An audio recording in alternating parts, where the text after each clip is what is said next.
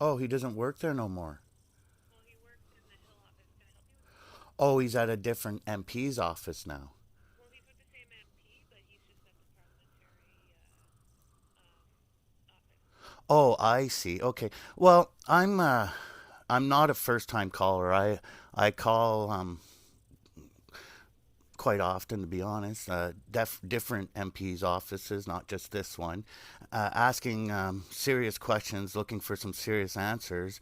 And Fozzie called me back a day or two after my first call and gave me an answer for one of my concerns, but I haven't heard from him in a while about any of my other concerns, and I'm just wondering what's going on with our government. Like, When did you speak to him? a couple weeks ago. Here's the thing: our our government elected officials are our employees as citizens, right? You're my employee, are you not? Yeah. Okay, so if there's things that I want to see happening and changes I want to see coming about, that as my employee, your job is to help affect those changes and make them come about. Correct? Well, it depends on what the changes are, but we're here to Okay, help. I'll give you an example. How about a new homeless shelter instead of a new library? Okay, that's a good idea. I can bring that forward It's a to good idea. Yeah, I think it is a good idea. And I think it doesn't matter what banner the political party that's in the MP's office is waving. It's not just a good idea. It's a great idea, and it should have been done years ago, to be honest. Okay. Like, really, we're building a library. We've got fire hydrant statues, sculptures up and down Richmond Road, but we don't have a new homeless shelter for the homeless. Okay. Well, like I said, I can pass it along to the MP. No, I'm just curious. As my employees, when you spend my tax dollars, do you ask me how I want them spent or do you just spend them? I'm not sure what you're asking me. When government officials decide to spend my tax dollars and you're my employee and you buy something I didn't want, I don't think that's a fair question to be asking. I don't it's think not a that fair I should question. be Okay, so let me rephrase it.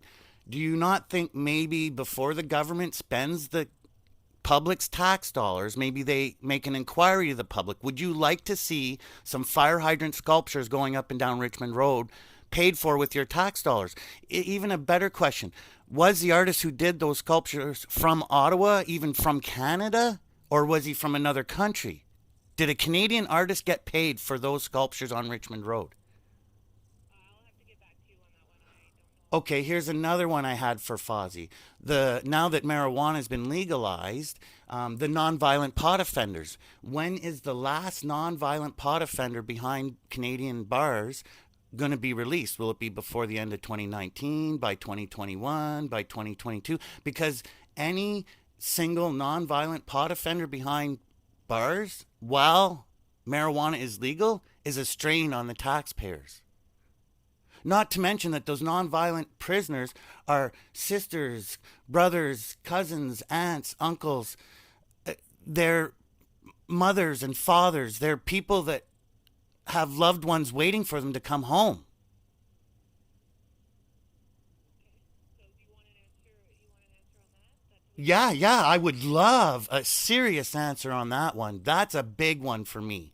Because if they weren't a threat to me before they were arrested over a plant, and they're not going to be a threat to me after they're released, then every second a nonviolent pot offender is behind bars in a Canadian prison while the so called substance is legal is an injustice to all Canadian citizens and all of us taxpayers, not just the nonviolent prisoner who's behind bars for something that is now legally allowed to be consumed.